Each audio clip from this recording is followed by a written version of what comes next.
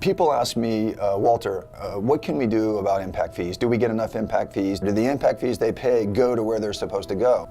In my opinion, that there are not currently enough impact fees being paid. There's been a number put out by the city that the developers have paid $10 million in impact fees over the last 5 or 6 years.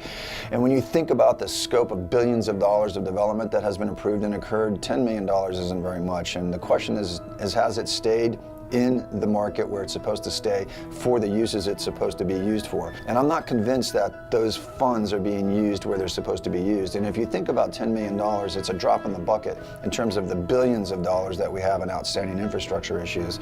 So when you look at Fort Lauderdale as a brand or a product, if you will, and you look at us trying to attract quality development, quality developers, there's no reason why we should be giving away the store. We're a good brand, we're a proven brand, we're a market that can be successful for developers, and we've seen that in some of the unbelievable profits that they've made when they sell their properties. So whereas a startup company would offer a lesser price or have lower impact fees, if you will, I think in Fort Lauderdale, we are such an established brand now, we need to raise our price. We need to raise our impact fees. We're not a location where a developer is taking tremendous risk. We're not an area that is risky or undeveloped. We're a proven location, and I think we should act like one. The reason for impact fees is to mitigate the negative impacts of development onto the community that the development is going into. And what happens, unfortunately, a lot of times is those impact fees get flushed into the general fund, and they never really make it back into the community that it's supposed to assist. So I think there's two pieces here that we need to focus on as an elected leader.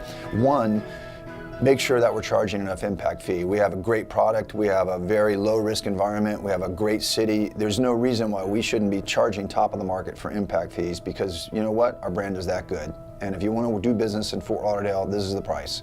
The second piece is we need to make sure that the impact fees that we collect go back into the neighborhoods that need it most for sidewalks, for infrastructure. You know, when I'm driving around Flagler Village, I see young moms strolling babies around, and sidewalks that are poorly kept and lots that are poorly maintained. I mean, we need to get these impact fee funds back into the immediate community that is being impacted by development. And that's something that I'm going to work hard on.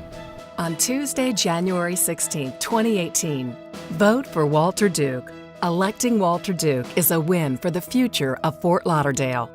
Learn more at walterduke.com.